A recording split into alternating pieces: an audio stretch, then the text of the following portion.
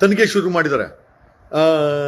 ನೇತ್ರಾವತಿ ನದಿನಲ್ಲಿ ಕೊಳ್ತೋಗಿರೋ ಶವ ಸಿಕ್ಕಿದೆಯಂತೆ. What is happening in ಏನಾಗ್ತಾ ಇದೆ? ದಯಮಾಡಿ ಸಾರ್ವಜನಿಕರು ಕಮೆಂಟ್ ಮಾಡಬೇಕು. ಇವತ್ತೊಂದು ಹಣ ಕೊಳ್ತೋಗಿರೋ ಹಣ ಸಿಕ್ಕಿದೆ ಅಂತ, ಯಾರ್ದು ಅಂತ ಗೊತ್ತಿಲ್ಲ. ಐ ಥಿಂಕ್ SIT ಅವ್ರು ಅಲ್ಲೇ ಇದ್ದಾರೆ. ಓಕೆ, ನಮಗೆಲ್ಲ ಗೊತ್ತಾಗಿದ್ದೇನು ಅಂತಂದರೆ, ಕೆಲವೊಂದು ಸೂಕ್ಷ್ಮವಾದಂಥ ವಿಚಾರಗಳನ್ನು ನಿಮ್ಮ ಜೊತೆ ನಾನು ಹಂಚ್ಕೊಳ್ಬೇಕಾಗಿದೆ. ನನಗಾಗಿರೋಂಥ ಅನುಭವ.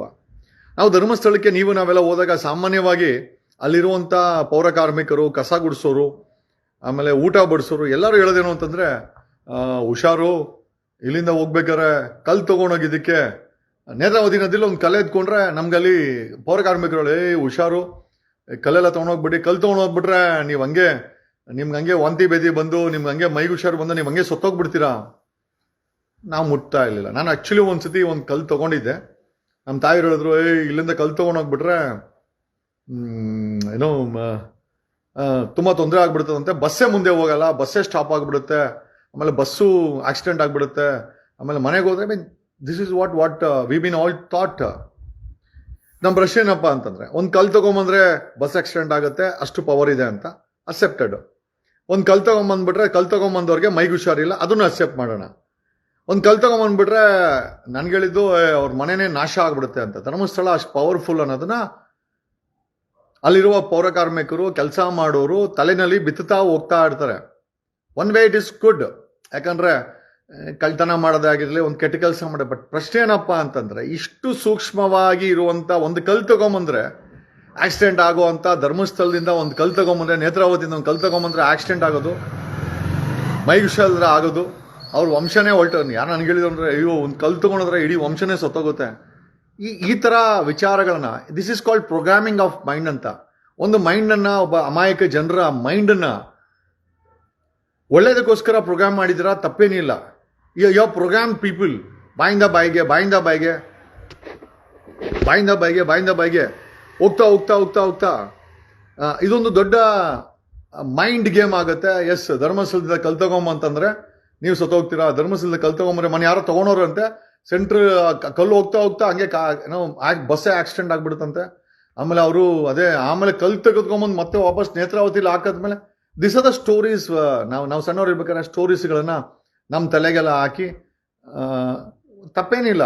ಕಲ್ಲು ತಗೊಂಬಂದ್ರೆ ಬಸ್ಸು ಮುಂದೆ ಹೋಗಲ್ಲ ಅಂತಂದ್ರೆ, ಈಗ ಹೆಣ ಬಿದ್ದಿದೆಯಲ್ಲ, ಈಗ ಹೆಣ ಬಿದ್ದಿದೆ, ಕಲ್ಲು ತಗೊಂಬಂದ್ರೆ ನಮ್ಮ ವಂಶ ನಾಶ ಆಗತ್ತೆ. ಕಲ್ಲು ತಗೊಂಬಂತಂದ್ರೆ ವಾಂತಿ ಭೇದಿ ಆಗುತ್ತೆ.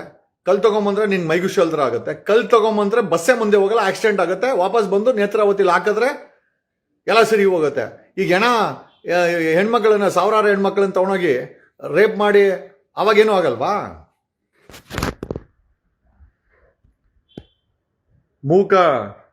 ಮೂಕ ಭಕ್ತರಿಗೆ, ಮೂಕ ಹಿಂದೂಗಳಿಗೆ, ಮೂಕ ದೇವಸ್ಥಾನಕ್ಕೆ ಬಂದು ಉಂಡಿಗೆ ಹಾಕೋರಿಗೆ ಕೆಳಗಡೆ ಅನ್ನ ಬಿದ್ದರೆ ಅವ್ನು ಬಾಯಲ್ಲಿ ಅವ್ರು ಅನ್ನ ಬಡಿಸೋರು ಇದಾರಲ್ಲ, ಅವ್ರು ಎಷ್ಟು ಕೆಟ್ಟದಾಗಿ ನಡ್ಕೊಂತಾರೆ. ಅಲ್ಲಿ ನಾನು ನೋಡಿದ್ದೀನಿ. ಸರ್ ಸ್ವಾಮಿ, ನಾವೆಲ್ಲ ಅವ್ರು ಬಿಳೆ ಬಟ್ಟೆ ಹಾಕೊಂಡು, ಸ್ವಾಮಿ ಒಂಚೂರು ಸಾಂಬಾರ್ಗೆ ಅವೇ ಕೇಳಕ್ಕಾಗಿಲ್ಲ ನನಗಂದಿದ್ದಾರೆ. I experience this. ಸ್ವಾಮಿ ನೀರು ಕುಡಿ ಅಂದ್ರೆ ಕಚ್ಚು ಕುಡಿಬೇಡ ಗುರು. ಒಂದೊಂದ್ಸತಿ ಆಗ್ಬಿಡುತ್ತೆ. ಅನ್ನಪೂರ್ಣಲ್ಲಿ ಊಟ ಮಾಡಿ ಕಚ್ಚು ಕುಡಿಬೇಡ ಎಷ್ಟೊತ್ತ ಹೇಳೋದು. ರೌಡಿಗಳ ಥರ ಆಡ್ತಾರೆ. ನಾನು ಎಕ್ಸ್ಪೀರಿಯನ್ಸ್ ಆಗಿದೆ. ಪ್ರೋಗ್ರಾಮಿಂಗ್ ಅಲ್ವಾ? ಕಲ್ಲು ತಗೊಂಡೋದ್ರೆ ಸತ್ತೋಗ್ತಾರೆ. ಒಂದು 10 ಜನಕ್ಕೆ ಅಲ್ಲಿರೋರು ಹೇಳ್ದ ಅಂತಂದ್ರೆ ಅದಂಗೆ ಪ್ರೋಗ್ರಾಮಿಂಗ್ ಆಗುತ್ತೆ. This is called playing with the minds. Psychologically ಜನಗಳಿಗೆ ಒಂದು ಭಯವನ್ನು ಹುಟ್ಟಿಸುವಂತ ಒಂದು ತಂತ್ರಗಾರಿಕೆ ಇದೆಲ್ಲ. ನಿಜವಾಗ್ಲೂ ಐ ಅಂಡರ್ಸ್ಟ್ಯಾಂಡ್. ಒಂದು ಭಕ್ತಿ ಭಾವ ಸಂಪ್ರದಾಯ ಎಲ್ಲ ಒಪ್ಕೊಳ್ಳೋಣ. ನೀವು ಒಳ್ಳೇದಕ್ಕೆ ಕೇಳಿದ್ರೆ ಕೆಟ್ಟದಕ್ಕೆ ಕೇಳಿದ್ರೆ ಗೊತ್ತಿಲ್ಲ. ಕಲ್ಲು ಎತ್ಕೊಂಡೋದ್ರೆ ಮೈಗುಷೇಲ್ದ್ರ ಆಗತ್ತೆ ಅನ್ನೋದು, ಕಲ್ಲು ಎತ್ಕೊಂಡೋದ್ರೆ ನೇತ್ರಾವತಿನ ಕಲ್ಲು ತಗೊಂಡೋದ್ರೆ ವಂಶನೇ ಹಾಳಾಗುತ್ತೆ ಅನ್ನೋದು, ನೇತ್ರಾವತಿ ಕಲ್ಲು ತಗೊಂಡ್ರೆ ಆಕ್ಸಿಡೆಂಟ್ ಆಗುತ್ತೆ ಬಸ್ಸು ಅಂತ. ಇಷ್ಟೆಲ್ಲ ಪವರ್ ಇಟ್ಕೊಂಡ್ರು ಅಂತ ದೇವರು ಇಲ್ಲಿ ಹೆಣ್ಣುಮಕ್ಕಳ ಕಿಡ್ನಾಪ್ ಆಗ್ತಾ ಇದೆ, ಹೆಣ್ಣು ಮಕ್ಕಳ ಅತ್ಯಾಚಾರ ಆಗ್ತಾ ಇದೆ, ಸಾವಿರಾರು ಹೆಣ್ಮಕ್ಕಳ. ಇದ್ರ ಮೇಲೆ ಯಾಕೆ ಇಂಪ್ಯಾಕ್ಟ್ ಆಗ್ತಾ ಇಲ್ಲ? ಇವತ್ತೊಂದು ಹೆಣ ಸಿಕ್ಕಿದೆ. ಈ ಸ್ಟ್ರಿಕ್ಟ್ ಎನ್ಫೋರ್ಸ್ಮೆಂಟು ಬರೀ ಹೊರಗಡೆಯಿಂದ ಬರೋರ್ಗೆ ಮಾತ್ರನಾ? ಅಲ್ಲಿರೋರು ಹೆಣ್ಮಕ್ಳನ್ನ ಕಿಡ್ನಾಪ್ ಮಾಡಿ, ಮಜಾ ಮಾಡಿ, ಅವ್ರನ್ನ ಕೊಂದು, ಅವ್ರನ್ನ ಬಿಸಾಕಿ 40-45 ವರ್ಷಗಳಿಂದ ನಡ್ಕೊಂಡ್ ಬಂದಿದ್ಯಲ್ಲ. ಯಾಕೆ ಈ ಒಂದು ಕಲ್ಲು ತಗೊಂಬಂದ್ರೆ ವಾಂತಿ ಭೇದಿ ಆಗೋಂತ ಒಂದು ಪವರ್ಗೆ ಹೆಣ್ಮಕ್ಳನ್ನ ಅತ್ಯಾಚಾರ ಮಾಡಿ ಸಾಯಿಸಿದ್ರೆ ಅವ್ರಿಗೆ ಯಾವ್ದು ವಾಂತಿ ಭೇದಿ ಬರಲ್ವಾ? ಅವ್ರಿಗೆ ಯಾವ್ದು ಲಕ್ವಾ ಹೊಡಿಯಲ್ವಾ? ಅಂದ್ರೆ ಇದೆಲ್ಲ ಏನಿದ್ರು ಹೊರಗಡೆಯಿಂದ ಬಂದವ್ರಿಗೆ ಕಲ್ ತಗೊಂಡೋದ್ರೆ ಭಯ ಹಿಡ್ಸಕ್ಕೆ. ಬಟ್ ಅತ್ಯಾಚಾರ ಮಾಡಿದ್ರೆ ಅವ್ರಿಗೇನು ಆಗಲ್ಲ. ಧರ್ಮಸ್ಥಳದಲ್ಲಿ ಕೊಲೆ ಮಾಡಿದ್ರೆ ಏನೂ ಆಗಲ್ಲ ಅವ್ರಿಗೆ, ಚೆನ್ನಾಗೇ ಇರ್ತಾರೆ ಗುಂಡ್ರಿಗೋವಿ ತರ. ಯಾಕೆ? ಇದೆಲ್ಲ ಒಂದು ತಿಳ್ಕೊಳ್ಳಿ, ಇದೆಲ್ಲ ಕಟ್ಟು ಕಥೆಗಳು. This is called playing of minds ಅಂತ. ಅಂದ್ರೆ ನಮ್ಮ ಮನಸ್ಸುಗಳ ಜೊತೆ ಇವ್ರುಗಳು ಅಷ್ಟು ದೊಡ್ಡ ಪ್ರಾಂತ್ಯವನ್ನ ಆಡಳಿತ ಮಾಡ್ಬೇಕಾದ್ರೆ ಮುಂಚೆ ಸೈನಿಕರನ್ನಿಟ್ಟು ಮಾಡ್ತಾ ಇದ್ರು. ಈಗ ಏನ್ ಮಾಡ್ತಾ ಇದಾರೆ ಧರ್ಮಸ್ಥಳ ಅಂತಂದ್ರೆ ನಮ್ಮ ಮೈಂಡ್ ಅನ್ನ ಒಂದು ಪ್ರೋಗ್ರಾಮಿಂಗ್ ಮಾಡ್ತಾರೆ. ಕಲ್ಲು ಎತ್ಕೊಂಬಂದ್ರೆ ಸತ್ತೋಗ್ತಾರೆ. ಇದು ಕಾರಣ ಏನು ಗೊತ್ತಾ? ನೀವು ಅಲ್ಲಿ ಏನು ಕಳ್ತನ ಮಾಡಬಾರ್ದು, ಏನು ಕ್ರೈಮ್ ಮಾಡಬಾರ್ದು, ನೀವ್ಯಾರು ಮಾಡಬಾರ್ದು. ಬಟ್ ಅಲ್ಲಿರೋರು ಕಿಡ್ನಾಪ್ ಮಾಡ್ಬೋದು, ಹೆಣ್ಮಕ್ಳನ್ನ ಅತ್ಯಾಚಾರ ಮಾಡ್ಬೋದು, ಸತತ ಅತ್ಯಾಚಾರ ಮಾಡ್ಬೋದು, ಗ್ಯಾಂಗ್ ರೇಪ್ ಮಾಡ್ಬೋದು, ಅವ್ರನ್ನ ಕೊಲ್ಲಬಹುದು, ತಗೊಂಡೋಗಿ ನೇತ್ರಾವತಿಲಿ ಬಿಸಾಕ್ಬಹುದು, ಇಲ್ಲ ಭೀಮನ್ ಕೈಲಿ ಕೊಟ್ಟು ಮಣ್ಣಾಕ್ಸ್ಬೋದು. ಇದಕ್ಕೆ ಅಲ್ಲಿರುವ ಶಕ್ತಿ ಏನು ಮಾಡಲ್ವಾ? ಅಲ್ಲಿರೋ ಶಕ್ತಿ ಬರೀ ಕಲ್ಲೆತ್ಕೊಂಬಂದ್ರೆ ಕಲ್ಲೆತ್ಕೊಂಬಂದಿದ್ದ ವ್ಯಕ್ತಿಗಳಿಗೆ ಮಾತ್ರ ವಾಂತಿ ಭೇದಿ ಬರ್ತದೆ. ಕಲ್ಲೆತ್ಕೊಂಬಂದ್ರೆ ವಂಶ ಸುತ್ತೋಗುತ್ತೆ. ಸಾವಿರಾರು ಹೆಣ್ಮಕ್ಳನ್ನ ಕಿಡ್ನಾಪ್ ಮಾಡಿದ್ರೆ ವಂಶ ಹೋಗಲ್ವಾ? ಈಗಾಗತ್ತೆ, ಅವ್ರ ವಂಶ ಹೋಗುತ್ತೆ.